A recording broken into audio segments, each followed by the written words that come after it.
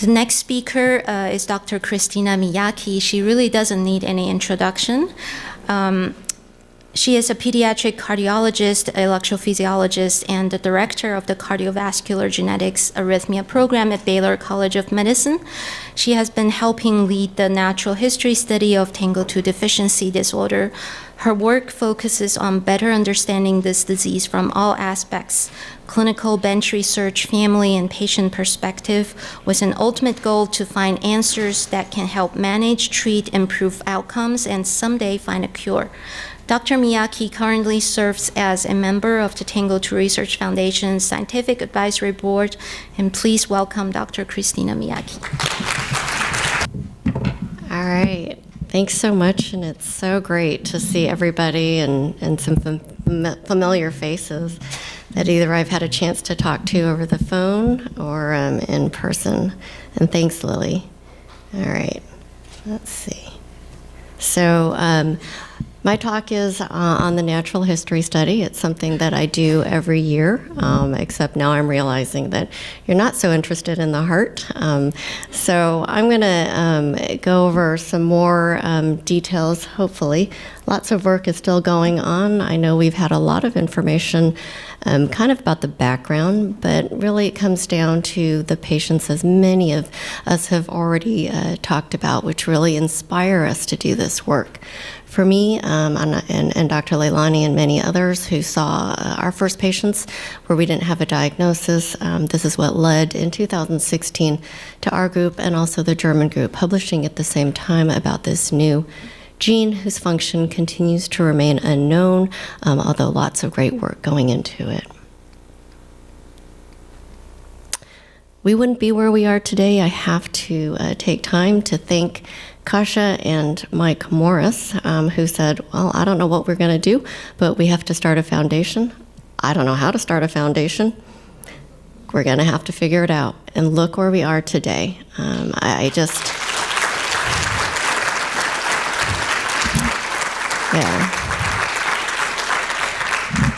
I really, appreciate everything that everybody does, but this was the beginning of the natural history study through funding through the TANGO2 Research Foundation and driven by Dr. Leilani, I'm sure you're not surprised, who got the first PCORI grant for this. We embarked on this journey to start.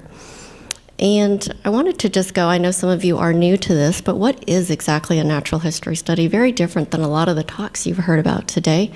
The definition of a natural history of disease refers to the progression of disease over time in an individual in the absence of intervention. A natural history study collects health information over time, comparing individuals with the same disease to answer questions such as, what are the symptoms of the disease and what's the course?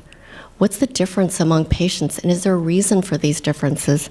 And ultimately, for rare disease, these natural history studies are critical for helping diagnose, recognize, find treatments, cures, and fund the research like you're seeing today in order to find further answers. So this is a really important part. When we talk about natural history studies, there's really two different types. The first is more of where many of us in rare disease are used to working. It's a retrospective study. That means you're a patient, you're going to see that patient, and then you're going to take and collect information using interviews, questionnaires, medical records, and you're going to go backwards in time in order to find answers. As you can imagine, that's complicated by recall bias and other information that you just can't get because it's been so long. And then there's the prospective data. Well, that's where you take the patient and then you prospectively follow them over time using those same tools, but in addition, adding specialized or specific testing targeted to answering questions based on information that you've gathered from the retrospective study. So this is really where you want to go. This is where we're going to find the true answers, but we got to start with the retrospective study, and so that's what we're going to go over today. We're not there in the prospective study. We started, again, with that in mind. I'm going to go back to that patient, try to think about what we did and why this patient was having a crisis, because the natural history study and all of what you've taught us gave our team the answers, and we'll go over it and see if you can figure that out yourself. So again, we started in 2018. I'm going to give credit to Dr. Leilani and Mashid Asmani, and I don't know if she's here. She's probably working really hard to continue to get your consent, a huge player in the beginning, and continues to do so today. We presented our first data in 2019. And as we were initiating the study, the first thing the team did was look for what's the prevalence, meaning how common is TANGO2 deficiency disorder. I'm going to either say TANGO2 or TDD just to save time. And so we worked with the Broad Institute, and this is a very complicated slide, but basically the information in the red boxes is that in the general population, remember you need 2 copies of the gene that Dr. Leilani talked about. That means that you can be a carrier. You might just be carrying 1 gene. If 2 carriers get together and have a child, then you have a 25% chance of having a baby. The carrier rate in the general population is 1 in 500, but if you look at the Latino or Hispanic population, it's 1 in 600 and 1 in 300 in the non-Venetian-Caucasian population. The estimated prevalence they report is 8,000. I actually think this is underrepresented. I actually think there is probably more. One of the reasons is that we don't take into account the 22q11.2 deletions. So we've already talked a little about them. You'll hear a little bit more about that in the next talks. Over the several years, we've identified 24 different genetic changes that can lead to TANGO2. And 30 different combinations account for the participants in this study. 60% of them have the most common exon 3 to 9 deletion. So this is the Baylor TANGO2 team and a couple of our compatriots and other centers. You will see Dr. Kwok is doing some work out there, getting some physical studies. The dietitian is trying to collect data for food. This is Nora. And then you see, and I want to point out Dr. Sarah Stevens, who's doing a lot of our statistical analysis as we move forward, and Dr. Maria Jose, or Majo Arredondo, who also won the Emerging Investigator Award for the TANGO2. So congratulations for her work in the natural history study and in basic science. And then you see some of our friends here that aren't necessarily at Baylor, but they might as well be. They're our partners. And then Mashid and Dr. Leilani. All right, so here are your updates. In 2019, we had 22 participants, 19 families from 6 countries. Today, there are 105 participants, 71 families, and 18 countries. This is just a representation of what countries and what states these patients come from.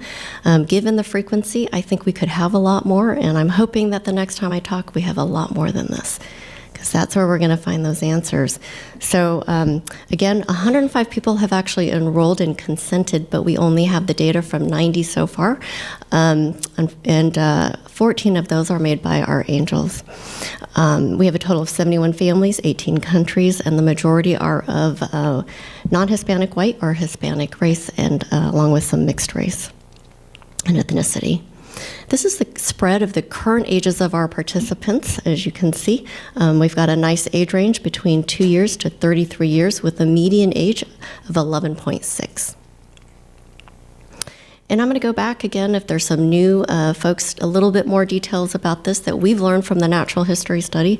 Again, the earliest signs and symptoms are going to occur during that first year of infancy. Most of the children, are going to kind of develop normal developmental milestones until 6 months. That's not everybody. But then you'll start to see a delay and a lag as they start to sit, crawl, pull to stand, walk, and talk. You've heard about some of the baseline symptoms. I thought it'd be helpful to share some of this. So the stiffness a little bit, of the spasticity, a little bit of the gait changes that you can see, a little bit of a wider base gait. These are at baseline, so this is not a spell. You can see a little bit more toe walking for some of the children, and some speech.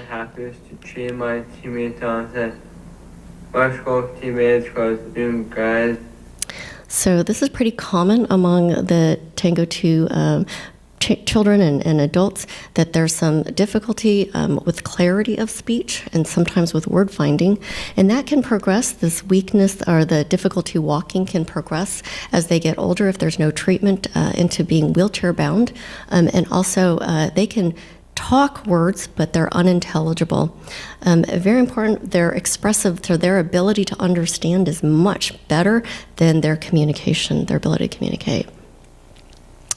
The highest reported in cognitive speech and behavior is cognitive delays, in about 94%, along with speech difficulties and some difficulties understanding the children. So that's the clarity of the speech. But in 26%, parents reported that there was clarity of speech at some point, or they still have perfectly clear speech. So it's not that everybody's going to have this. You may lose it over time. 75% can put two words together, and over 50% can say a full sentence. But the median age at which they can do that is delayed at about 4 years, with some of them not being able to speak until they're 10. One of the things that's coming out, which we didn't know about in the beginning, there are some symptoms of ADHD, maybe autism. We're not sure if this is a misdiagnosis, so this is an area that we're going to further pursue. If this is something that you notice, please let our team know. All right. Other areas that are baseline symptoms are in the endocrine field. So hypothyroidism affects about 50% of our patients, but interestingly, much more common among those children that have had a history of crisis. In fact, many of them are diagnosed at the time of crisis. But you can still have hypothyroidism even if you haven't had a crisis. The median age of diagnosis of hypothyroidism is 4 years and can range from 2 months all the way up to 22 years at your first presentation. You can also have a combination, so these combination of events, hypothyroidism, seizures, and 20%, and it's hypothyroidism, seizures, and crisis in about 18%. About half the participants have had a history of hypoglycemia. Almost all of them are going to be during a metabolic crisis. There are a few things that are coming out. I'm just going to mention them, and then we'll learn more about this as we continue to gather this information. Once we hear it once, then it might be that we start to talk about, we might start to ask you guys about it, but we might not know because we didn't know to ask it before. So adrenal insufficiency in 1 to 2 patients, impaired testicular function is something new that we're learning about. Those are lab values of LH and FSH and gynecomastia in 1. So these are areas we're going to start to explore more. Seizures are a big one. About 43% of patients have seizures. No one that we have a limited amount of follow-up right now, but of those that we did ask, no one had new seizures that hadn't had seizures before. So not that it can't happen, but we're talking about patients that are now on B vitamins, so it's a little bit unclear, and we're still trying to get more follow-up data, but that was interesting to us. The median age at first seizure is 2. But can occur at first time all the way up to 23 years and as young as 2.5 months in this group. About 63% are on anti-seizure meds. That means not everybody is actually on an anti-seizure med, and some have been weaned off. But the type of seizures can really vary by type. And something that we are also learning about is movement disorders that can look like seizures. These may be atypical movements, dystonia. This is something that Dr. Sam McKenzie and his group are really looking into, and I'm hoping we'll have more information for you about that specific finding in time. In terms of the seizure frequency, you can see that it also varies. Some children have seizures every day, but some have only had it once, and so it can really vary. Seizure medications, again, were all over the board. We had so many, and many on different medications, the most common being Keppra and valproate.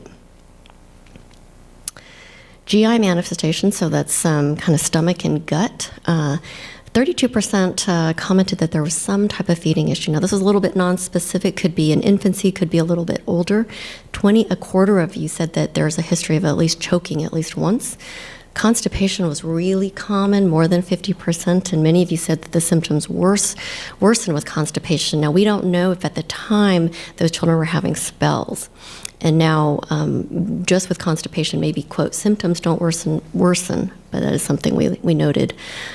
About a quarter have G-tubes, and 2 reported something really rare, eosinophilic esophagitis. So I'm going to mention anything. If this is something that you've seen, please mention it to our team.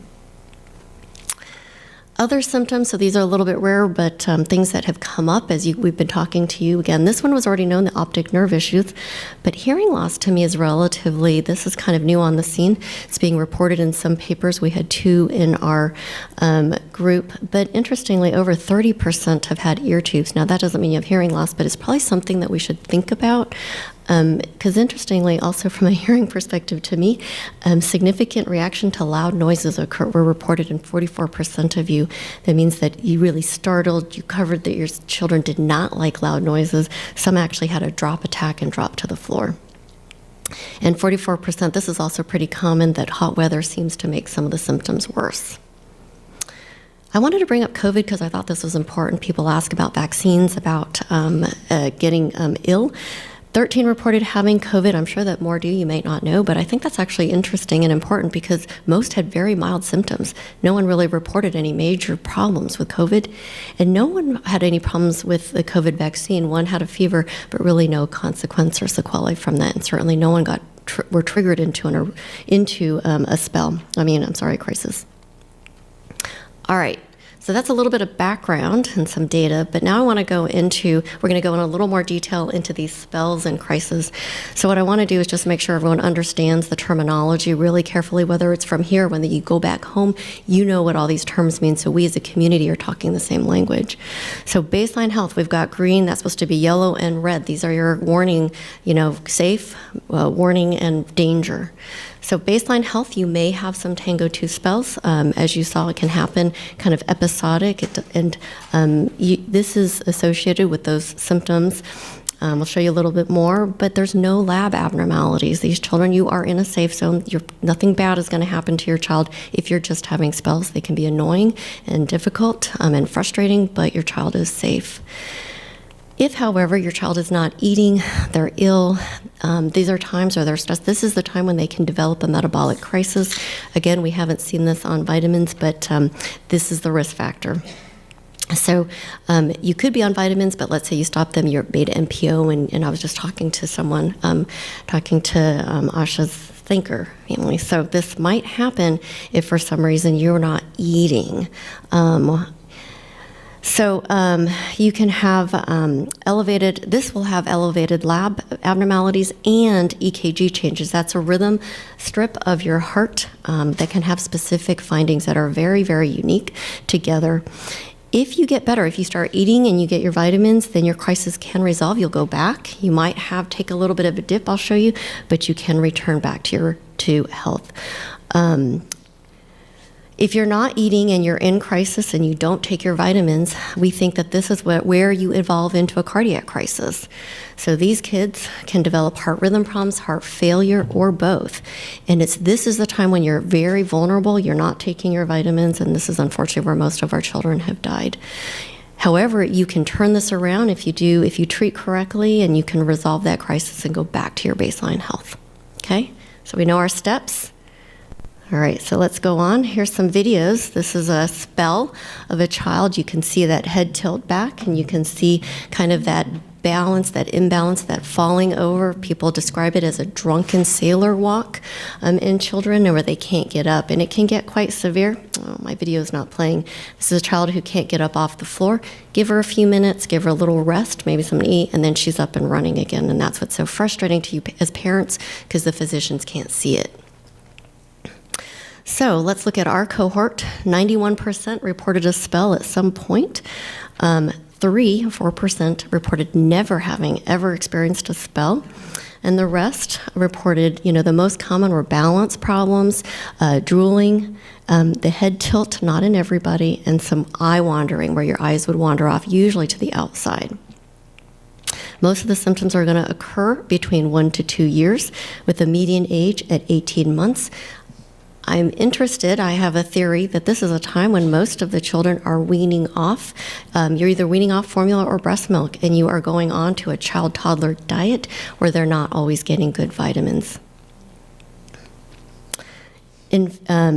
So at least those that reported back to us, those that are on B vitamins, many of them reported their spells have resolved. Okay, so we've done spells. Let's go to the yellow area. Let's go to metabolic crisis. What I want to show you here is, I think, an important point in that the children, TANGO2 children are going to develop, but they may have some delays, different delays maybe. They may be doing okay, but then the problem is the crisis. So you develop a crisis, and almost all of you take a step backwards. You lose your milestones, you lose your ability to walk, and most of you may regain it back, but you may have a different slope. And maybe some of you get back, and some of you don't come all the way back to baseline. This is important because that means we need to prevent these metabolic crises, to prevent these regressions, and stay on the course of normal development. So this is our cohort. We have 64% had at least one metabolic crisis at a median age at first crisis of 2.9 years. That ranged from really young infancy to 27 years. That's the first time of crisis. And you can see that those were it can be really varied. So you're not out of the woods, even if you're older. 36% reported no history of crisis. And the median current age of those children that did not report crisis is 7.1 years, with the oldest being 26 years. And again, at least until now, there were no new crises in any participants since starting multivitamin or B complex if they were consistently taking it. And what do I mean by consistently taking it? I mean that you don't have a 5 or 6 year old that's spitting it out or hiding it and not taking it because the B complex don't always taste so good. Or that you're not being made NPO or having some procedure where your physicians don't realize how critical it is for your child to take that, okay? All right, so here's our cohort. Here's the group of those that had the metabolic crisis. Remember, that's not everybody. 33% had no cardiac involvement, so they just had the metabolic part, and 67% actually went on to a cardiac crisis. So that involves, if you remember, cardiac changes on the EKG and lethal arrhythmias that can develop spontaneously. The median age at first cardiac crisis is 5 years in this group and ranged from very young infancy all the way up to 20 years as their first crisis.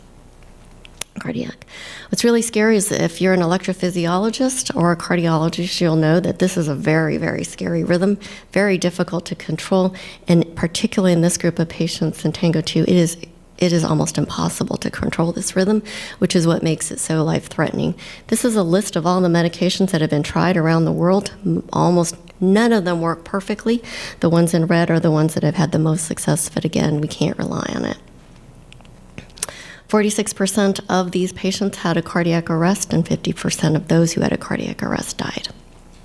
So we really need to prevent this. This information has been published, and that's all from the natural history study. Okay, so we talked about arrhythmias in the heart. Let's talk about heart failure. This can also occur during a cardiac crisis. So that means that your heart, which is the important pump, isn't pumping. It's really not able to squeeze well.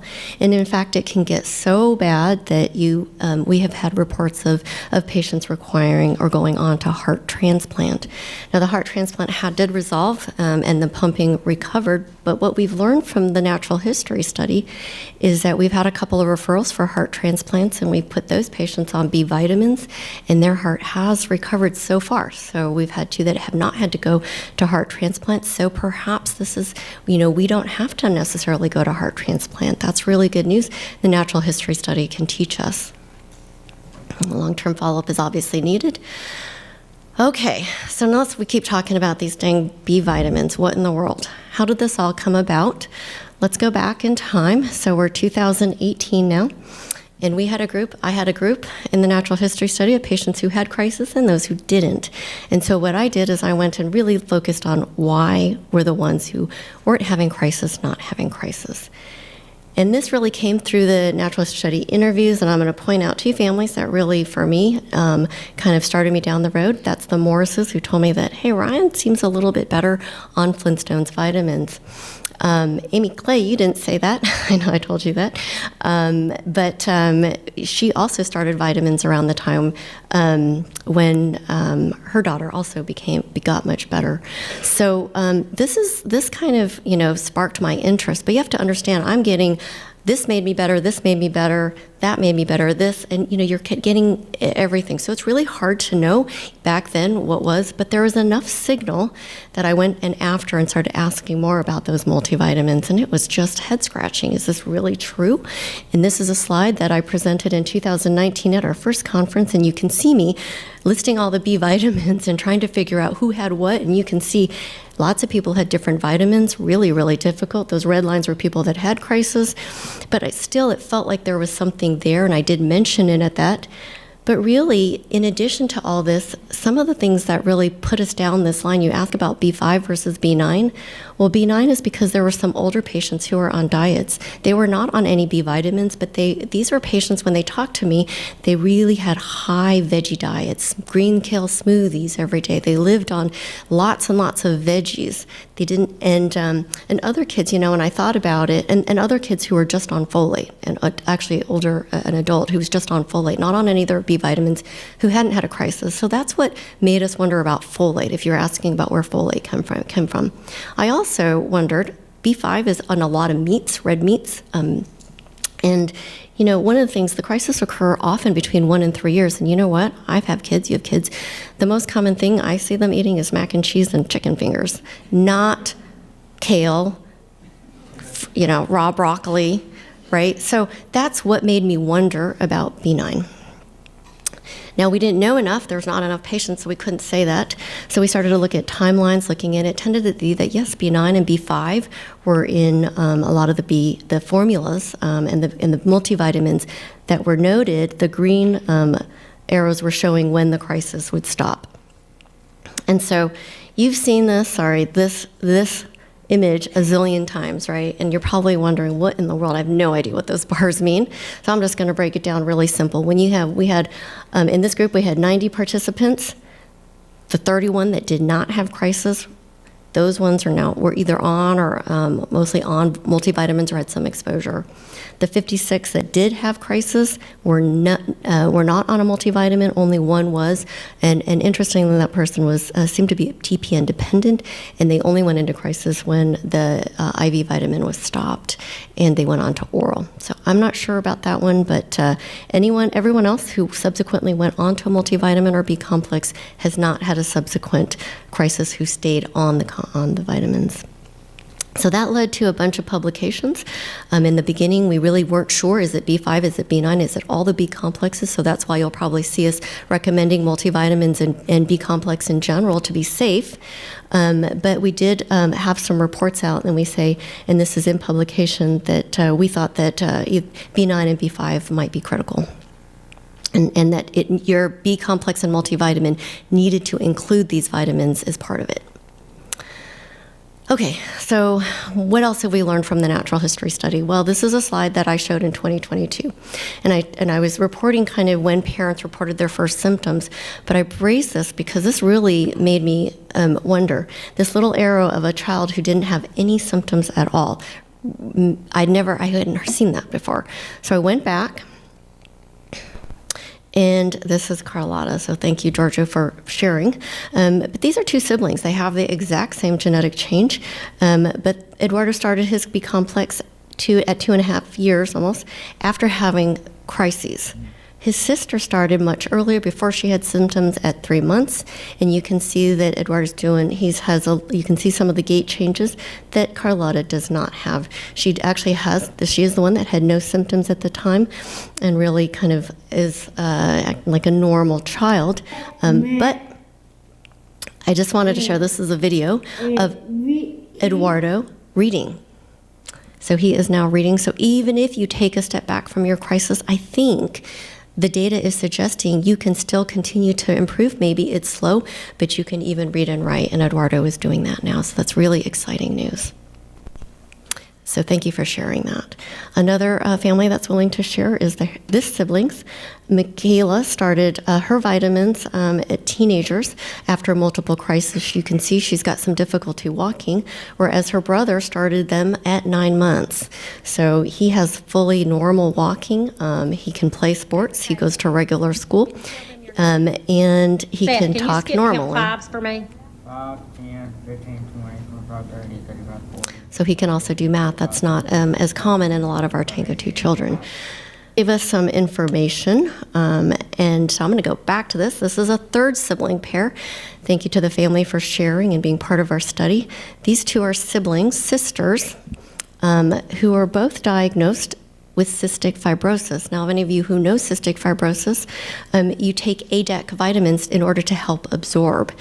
Now, ADAC is a vitamin, but due to some nutritional, they wanted to do extra, so they put the children on multivitamins and a B complex, and these children developed normally, had some cystic fibrosis complications, but had no signs of TANGO2 until November. One of the siblings stopped taking their vitamins. The other one didn't. And during that year, developed very unusual symptoms that no one could explain. I'm sure you've heard of it: drooling, balance problems, speech problems. They started to regress. They couldn't keep up in school. They, in fact, lost all speech. This was completely clear, fluent speech, had difficulty speaking and couldn't be understood. And then went into a metabolic and cardiac crisis with cardiac arrest, and that's when I got the call. When I heard the symptoms, it was almost just bang, this is TANGO2. I know you have cystic fibrosis, but this is TANGO2. And so we did a treatment. We started her on IV vitamins, and ultimately got the TANGO2 diagnosis. And then the sister is completely asymptomatic. Never stopped the vitamins, so also has a TANGO2 diagnosis. So I think this is how we confirm through our natural history study. I certainly can't take your children, take one and take them off vitamins and put another one on, but this is how we're going to learn, and this is what's going to help us confirm the data that we suspect. All right, let's go back to that first patient we talked about in the very beginning. That's in active crisis. So what's going on here? What do we need to learn from the natural history study? Let's look at this B complex and multivitamin that the physicians, read the papers, put them on it. Well, I asked, what B vitamin and what multivitamin are you on? So she's on a B2 supplement that is riboflavin, and she's on this Enfamil multivitamin. So the B vitamins encompass several different B vitamins. That's really important to know. And if you look at our reports, again, we recommended that you have to have folate, B9, and B5 in your B complex or multivitamin. If you look at this child's vitamins, let's look and see what they have: B1, B3, B2, B6, B12. We're on our other B vitamins, B2, but guess which ones we're missing?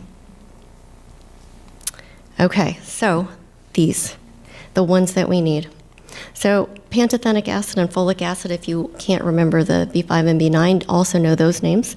But if there's one thing you take home, take a picture of from this talk, it's that B5 and B9 are the B vitamins that we must take daily. Now, maybe it's one, maybe it's milk, but for now, these we really feel strongly, these really need to be part of your regimen. Okay, so which B vitamin should I use? So we've kind of we said initially, well, you need to at least be on minimum RDA. I think we're trying very hard to get at this question and answer through the natural history study. Obviously, it's difficult to answer, but we know that B1, B2, B3, B6, B7, and B12 do not prevent crisis. We've had too many that have had it, but we haven't seen it yet with B5 or B9. So we know that that's an important component. Whether taking all the combination of B vitamins is beneficial for other symptoms of TDD, we don't know. So here's here's what I sort of do. Now, I want you to take this with a grain of salt. We don't know. We don't have all the data. But in general, I typically try to get the folic acid at least around 400 micrograms a day. And B5, I like to be at least 5, and we can go up to 20, 50. Some kids are on 100, even more milligrams a day. These two vitamins are water soluble, so you just pee them out. So you're not really going to get too high on those vitamins. B6 is the one that you do want to worry about, or at least consider it can have some neurologic side effects, so you don't want to be too high on that B6. Okay, Here, I know people were going to ask me, so, I just put up, here are some vitamins that some patients have taken that have at least some reasonable combinations. This one I really like for the little ones who can't take a pill, you don't want to crush a pill. It's raspberry flavored, so I got some on patients who actually want to take it. Instead of that fish oil, they hate the flavor. It's raspberry flavored, and they actually keep asking for it. It has 400 micrograms of folate and 30 milligrams of pantothenic acid and a lower dose of B6, which I like, and the rest are in there. These two are tablets and capsules, but you can see you've got a little less of pantothenic acid on this one. I still think it's a good one. This one's got a lot of pantothenic acid, which I like for some patients, but then you've got a lot of B6, over 2,900. So that's going to be your difficulty, is finding that combination, but be sure to know how to look at the label. Nora Suleiman's going to come up soon and go over those labels with you. Again, those B vitamins, I love hearing. I just hear these stories of families who've reported some improvement in their symptoms. It's really encouraging to us and the researchers in how they're changing. So, TANGO2. So one of the questions that we wondered is it associated with any improvement in your neurocognitive or developmental function? So some of you have participated in the DP4. It's a questionnaire that we are administering. It has 5 different areas, including physical, motor, cognition, social, and emotional. So it has different areas. It's going to score you in each and standardize you to an average age-matched peer. And we'll have more data for you as that moves along. But what we really need to do is move into the prospective natural history study. So instead of just looking backwards, trying to get you guys to remember every vitamin you took, what brand, I think we need to start asking you and collecting data real time, because there is no way we're going to, and we'll talk about this with the clinical trial, there's no way we're going to not put your children on vitamins. So there is no way to fully answer this. You all are taking different vitamins, different doses, different brands. Right now, we can learn from this, and we can try to answer the questions. And this is how we've got to at least start to try to find answers to what we need to do. Okay. I have a few more minutes, right? I thought that some of you might have some questions, and so I kind of asked my team, thank you to Maho and Sarah, and asked them, what do you think the parents are most going to ask? And so here's some questions they told me, and so I'm going to try to answer for you. What do I do if my child has a fever, and when do I need to go to the ER? So I'm going to answer the best of my ability based on the natural history study. Again, this doesn't mean that this is what you have to do. Please make sure you also listen to your doctors. But I think the most important thing that we're learning is that you really need to make sure that your child, your adult child, you're taking your vitamins daily, and that they include the B5 and B9. And watch your children to make sure that they are taking them. So in particular, if you're ill, you need to watch them and make sure they're taking them. If they are ill, I would encourage them to snack. Even if you can't get those big meals in them, do little meals, do little snacks. And I use Pediatric or Boost or something if they'll take it. I know not everybody will take it. And stay hydrated. So if you're going to continue to get hydrated, I would consider some of your electrolyte replacements. Treat the fever. We know that fever, that is metabolic stress, so I would try to get that fever down and control that fever. Keep your temperature as normal as possible. If you're eating, if your child is eating, they're taking their vitamins, even if they're ill, I think the data from the natural history study is suggesting that they're okay to stay at home. Okay? So you don't need to rush to the ER. So that's a little different than a couple of years ago. But if your child's not eating, if they won't take their vitamins, and then you need to bring them to the ER, because I think then we can give them the vitamins that they need in a different route, which is IV. This is the banana bag, by the way. I'm bringing this up. This is something that we have in our hospital. It's actually an order we can do. So the physicians can put an order. It's your IV fluids, but it has the built-in IV vitamins into the bag. And if you don't have it, your hospital, I'm sure, can do this, because it's the vitamins that they put in the TPN that they can put into the IV fluids. Okay. So what kind of specialist can or should my child see? I think it really depends, to be honest, but just some things to note that it came out from the natural history study is that hearing. So you may want to consider, at least thinking about if you're not getting the school hearing. An endocrinologist, remember that sex hormone came up. So if your child's hitting puberty, as we move forward, you may want to have that looked at because it's not a typical test that we do. Seizures, sometimes they're seizures. Maybe it's a movement disorder. So you may want to think about a neurologist or even considering a movement specialist if you're not sure. And all those EEGs are negative and they're atypical. So that's there. Spasticity, again, physical therapy, PMNR, movement specialist. Constipation, I think, is actually important to if you do have constipation, to make sure that those bowels are moving as part of your regimen. And optic nerve, although rare, is something I would discuss because it may depend on where you are. You're a neurologist, an ophthalmologist, to look at it. I don't think it needs to be all the time, but I think it needs to at least, you need to think about it and bring it up because it has been reported. All right.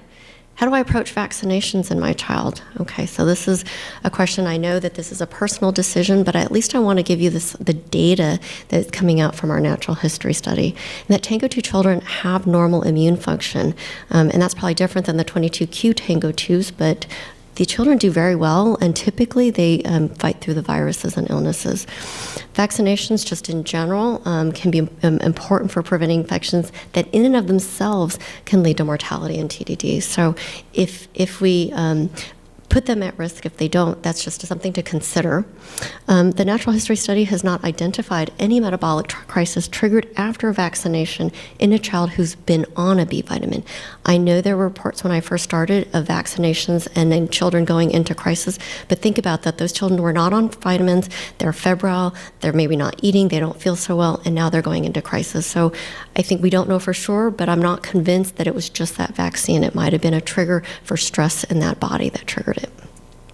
So our study, I would say, suggests that vaccines are safe, at least for now, if that was what you were concerned about.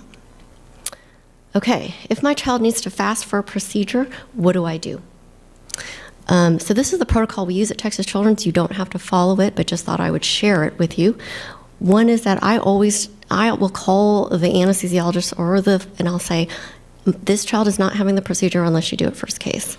So I always want that procedure first case. I want to minimize the MPO status. And then for our kids, we actually just have them have the IV fluids. If they're on IV fluids anyways, we just have them hang the banana bag with the multivitamin in it. And then post-procedure, we just get a CK level and EKG. If it's normal and the child's eating and can eat the vitamins, then they get to go home. If it's an extensive, really, really long procedure, that child we're not sure, we have admitted in the past, the day before, started the IV multivitamins while they're MPO, and then during the procedure, we've had them check the CK and lactate because we've seen some evolve actually during long procedures. Now, this is just one patient, so I can't really say, but something that at least we're keeping track of until we know for sure. And then in certain cases, we will admit post-op until we're sure that they're in the clear. All right. So 6 years ago in summer, we started with 22 patients, leading to our first insights about TDD and the importance of B vitamins. 2 years ago, we were more confident about the B vitamins, but still hesitant to make full recommendations. I think today we know how critical they are. But we don't know everything, and there's still so much to learn. A randomized clinical trial is not ethically possible to test those vitamins, so the natural history study is critical, and every day you hold some of the keys to the answers that we can learn. Thank you to everyone who has helped with the natural history study as we move into the next phase that includes prospective data collection. Our thanks goes out to children, patients, families, and the TANGO2 Foundation for supporting this work. Okay, what are the next steps? Where do we go? Do we need both? I think that needs to be answered. Do we need other B vitamins? I think this is being answered by basic science and the clinical and natural history study data. How much B vitamins are needed, and does dose make a difference in outcomes, and does diet affect outcome? Those of you that are pleased, take your pictures before you eat your meal today and after. Help Nora collect those food diaries. We are trying to help you find the answers. Can vitamins reverse or accelerate improvement? Dr. Cosmo Kwok is doing some functional analysis, if you see him. We are working, many of us, towards a prospective study, collecting forward data But we will never, ever get funded unless we have prelim data, so that's what we're trying to do. Do other supplements make a difference? How to treat seizures and movement disorders? Please participate in the movement disorder by Dr. Sam McKenzie and his group so we can answer some of those questions. So these are just some. I think for me, it's moving our team into the prospective clinical study in the future. That usually takes quite a bit of money and time, but we couldn't do it without you. So thank you, and I think I have 3 minutes left, but don't know if you have any questions. Oh, sorry. And I always end the last slide. So I have my heart is, well, as many of you know, for Sammy. So this is Sammy in my office. I don't know, what was it, 2017? And then I always he's one of our angels. So I bring Sammy with me when I go on trips. And this is my most recent big trip. And I took Sammy to the Galapagos. So thank you.